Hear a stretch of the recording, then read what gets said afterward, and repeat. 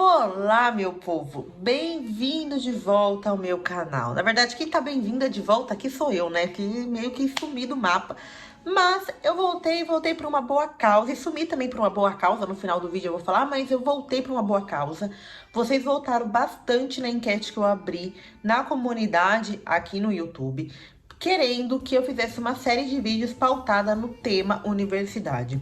E não tinha como eu começar essa série se não fosse respondendo, né, lendo aqui na minha frente, respondendo comentários que se repetiram muito sobre o processo em questão de pré-matrícula, matrícula, TOEIC, aplicação para bolsa. Eu tenho bolsa de estudo, como que foi que eu consegui, como que é tudo isso.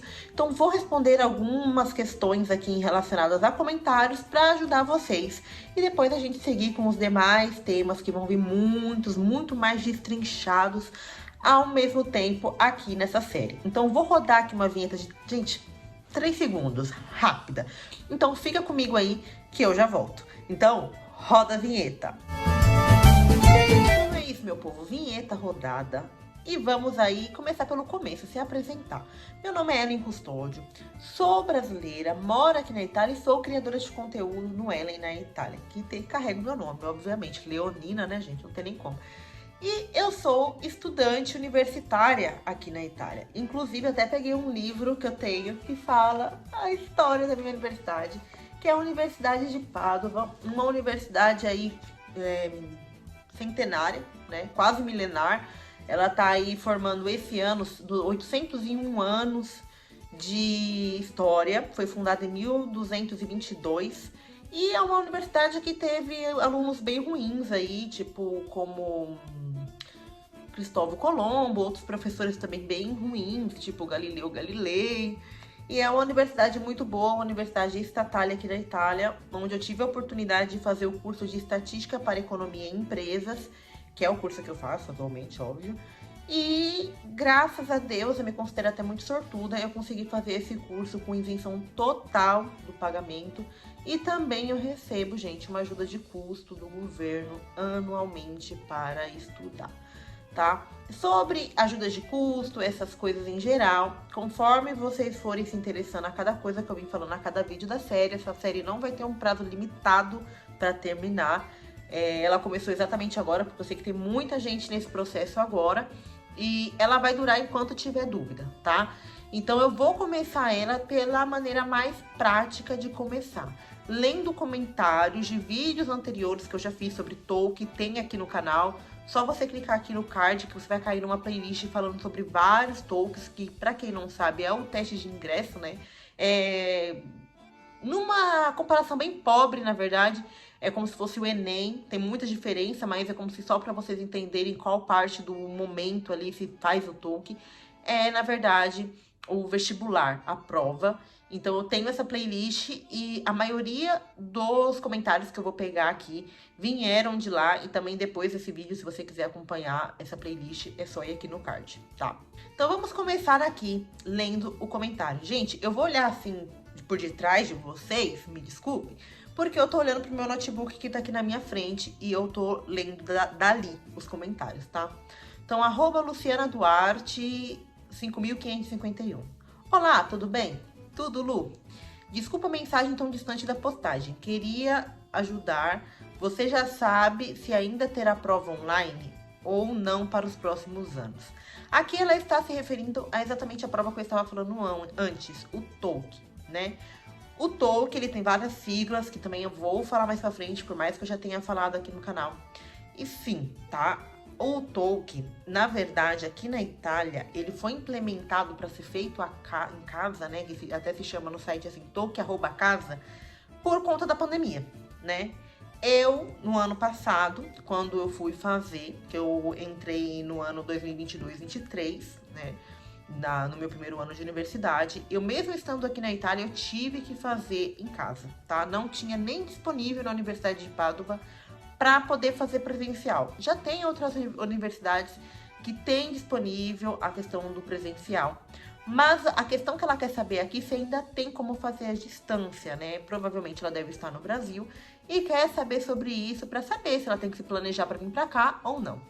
E o que que acontece? Isso aqui é muito interessante porque assim, ó, se você é um aluno internacional, tá?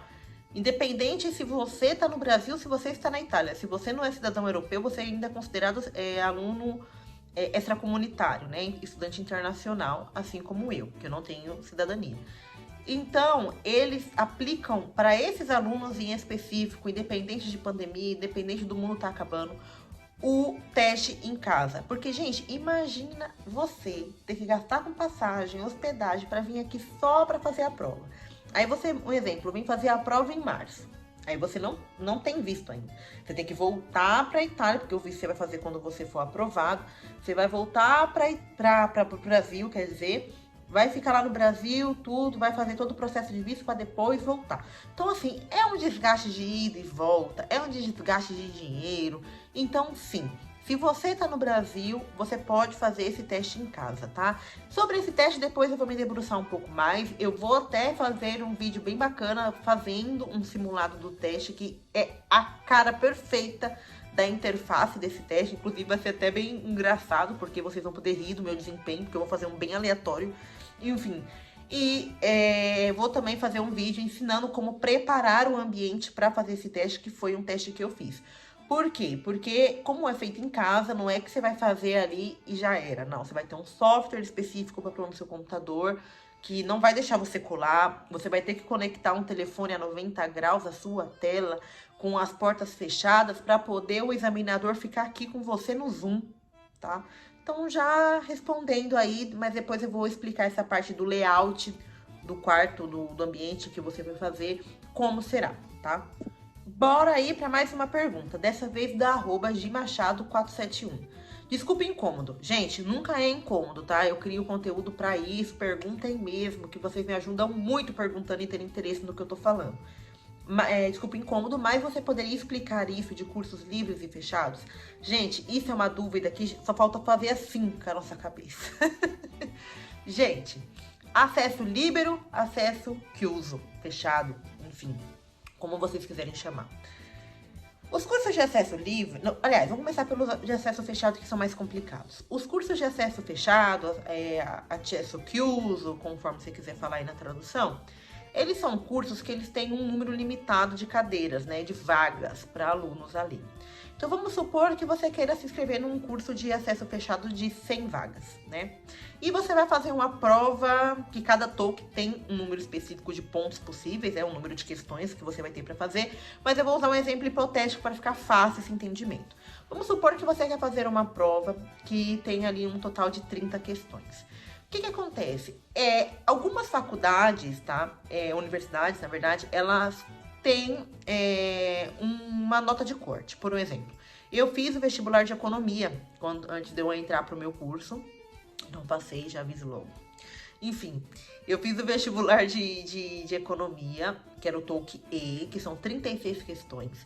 E a Universidade de Pádua, ela já dizia para mim que eu deveria ter no mínimo 12 pontos, tomando as 3 sessões, né? Que era lógica, matemática e interpretação de texto. Eu não atingi. Mas suponhando, né, que eu tivesse atingido aí, e vamos supor que fosse 30 questões. Vamos dizer que eu fiz 10 em matemática, 10 em interpretação de texto, 10 em lógica. Então eu tirei a nota máxima, eu gabaritei o negócio. Então eu tô no topo do ranking, certo? E esse ranking, ele vem descendo, obviamente, com questão de as notas maiores em cima, e vai diminuindo até completar as 100 vagas, tá? E se caso, Ellen, eu ficar na 100ª posição junto com outra pessoa que também tirou a mesma pontuação comigo. Nesses casos, o quesito de desempate é a idade. Ao contrário do que a gente tem no Brasil em concursos públicos, que pessoas com mais idade têm mais preferência para ficar nas posições acima, aqui na Itália, né, pelo menos nesse negócio de universidade, é diferente.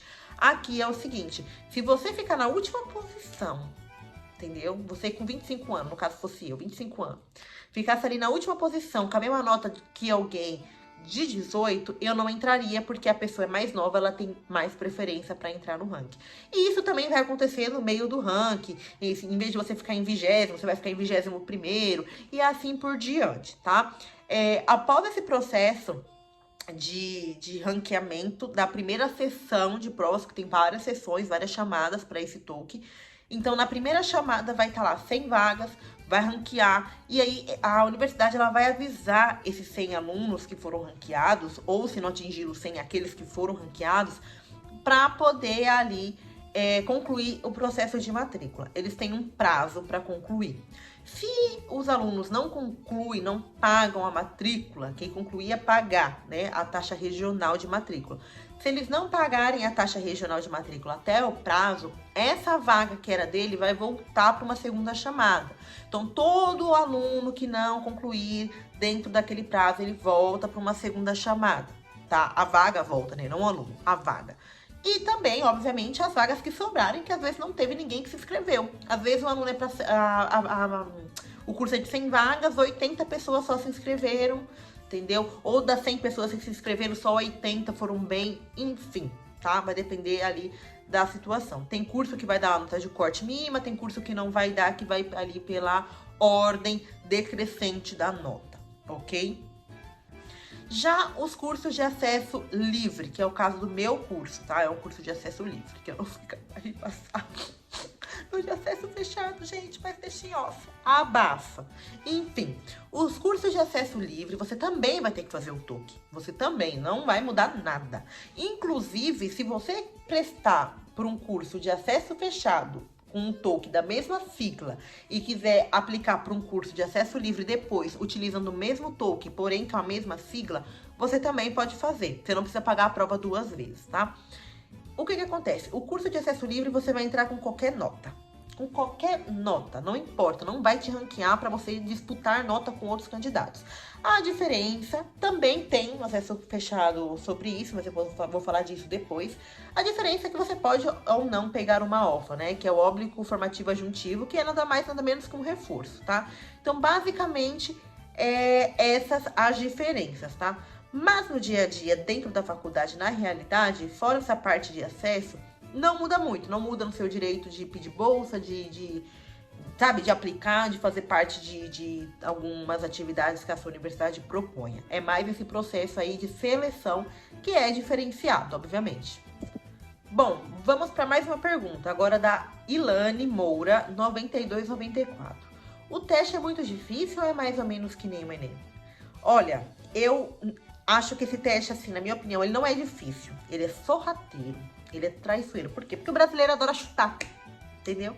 Pra quem não sabe, eu preciso falar um pouco da estrutura do teste. O teste ele é baseado lá, cada TOEIC tem um número total de questões, não cabe eu a falar, a não sei que eu falei de 1 por 1, eu não sei de cabeça, porque eu não sou doida, né? Mas a estrutura é sempre a mesma. Acertou, um ponto se soma ali na média final. Não respondeu, não altera nada. Errou, descontou 0,25 do pontejo que você já tinha. Então, por exemplo, se eu já vim até aqui com 10 pontos, se eu chutar uma pergunta que eu não tenho certeza, eu vou ficar com 9,75. E assim por diante, Então, tipo assim, eu posso acertar pra caramba, mas se eu ficar chutando pra caramba aquilo que eu não sei, eu vou reduzir muito. E, na verdade, aquilo que eu não passei, que eu falei pra vocês em economia, foi por causa disso. Porque se eu não tivesse chutado coisas que eu não sabia, eu teria ali atingido a média, tá? Enfim, então você tem que ter muita... se policiar muito para poder não ficar chutando. Se você ficar chutando, você vai se lascar. E sobre questão de dificuldade, né, da prova em questão das questões, eu não acho as questões do TOEIC mais difíceis do que a do Enem. É óbvio, eu tô tirando a variável do idioma, tá? Suponhamos que a pessoa tem o mesmo domínio ali, mais ou menos parecido com o português. Por quê? Porque o Enem, gente, é uma prova extremamente cansativa. O Enem, ela não é uma prova difícil, ela é uma prova cansativa.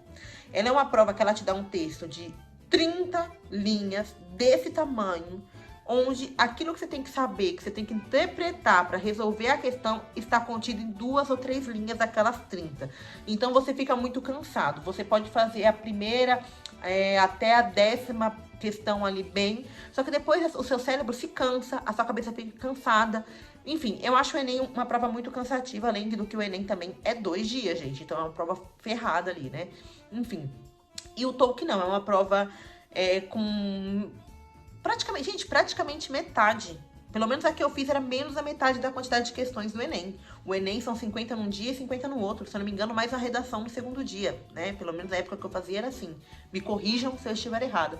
A que eu fiz foi 36 questões e mais 6... Não, e mais 30 de inglês, que nesse daí não contava pra me ranquear no curso, era só pra mim saber se eu tinha que cursar inglês dentro da universidade. Inclusive eu tenho, né? Mas tudo bem. Enfim, então eu acho uma prova sorrateira, porque se a gente pegar esse costume de ficar chutando, você vai se lascar. Agora, são enunciados curtos, pequenos, tá? E já vou emendar com uma outra pergunta também da mesma pessoa. Tem provas disponíveis para estudar para o teste oficial? Ilane, sim, tá? Vou te dar 3 soluções.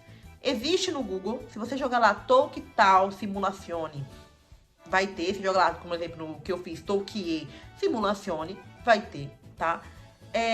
Também tem um próprio simulador no próprio site da Tizia, que é a agência que regula o Tolkien. Eles têm um simulador que você baixa tanto no Mac quanto no Windows e você consegue ali fazer a mesma prova. Não as mesmas questões, mas a mesma prova. Gente, mesma interface que vai ser ali na hora que você for fazer. Vai ter vídeo aqui nessa série, eu fazendo aqui com vocês. Eu até mesmo posso fazer uma live apresentando para vocês. Isso daí vai depender do que vocês vão comentar e interagir aqui comigo. Posso fazer em live e respondendo na hora as dúvidas. Mas, enfim, né? Vai ter um conteúdo sobre isso. Então, você pode baixar esse software aí no seu computador. Inclusive, vai ser esse mesmo software que você vai usar na hora de fazer a prova, tá? Só vai mudar que você vai ter uma chave de acesso para entrar na sua prova. E esse software, ele, pelo menos no Toukie, ele deixava disponível 2 modelos de provas diferentes para mim treinar, tá? 2 modelos sempre com as mesmas questões, tá? Então, um modelo com as mesmas questões e um outro modelo com outras questões, mas que dentro daquele escopo eram as mesmas. Não sei se deu pra ficar claro, mas tem sim. E eu vou até dar uma pausa aqui que eu vou pegar um livro que eu quero te mostrar. Eu fui aqui na minha estante pegar 2 livros que eu comprei quando eu tava estudando, da Alpha Test. Esse aqui é do Toukie, né, de economia. Esse é o livro da teoria.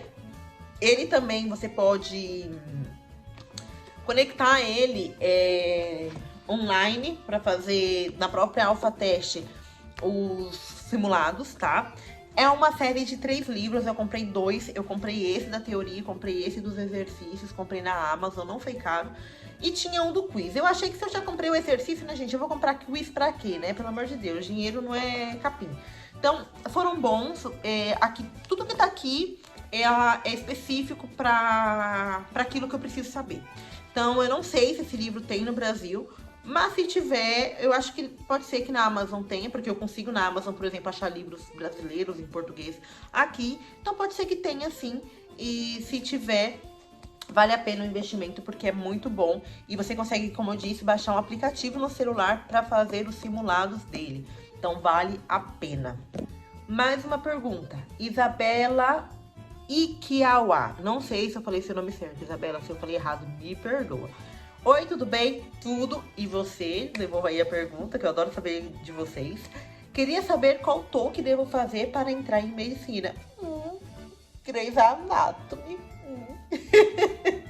E se tem como fazer a prova ainda no Brasil? Sim. Vamos lá. Qual que é o Tolkien? Tolkien Med, tá? É o Tolkien destinado à medicina e cirurgia. Até isso é chique, né, gente? Mas enfim, até a pronúncia. E sim, tem como fazer a prova no Brasil. Inclusive, foi da maneira que eu falei no começo do vídeo, tá? Segue-se assim, tá bom? Sempre dessa mesma maneira que eu falei antes. Bom, e é isso, meu povo. Eram várias perguntas, mas sempre se repetindo. Inclusive, vai ter vídeo, gente, sobre o Tolkien Medicina, porque os Grey's Anatomy estão me enchendo o saco. Eu só não vou xingar vocês porque eu quero ver vocês aí de jaleco branco. Não na rua, que não pode, risco biológico.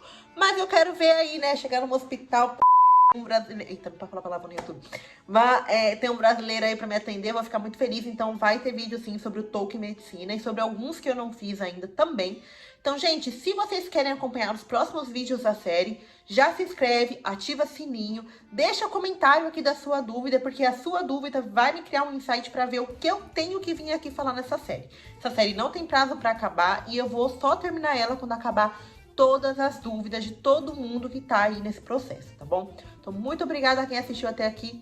Um beijo e até meu próximo vídeo. Tchau, tchau!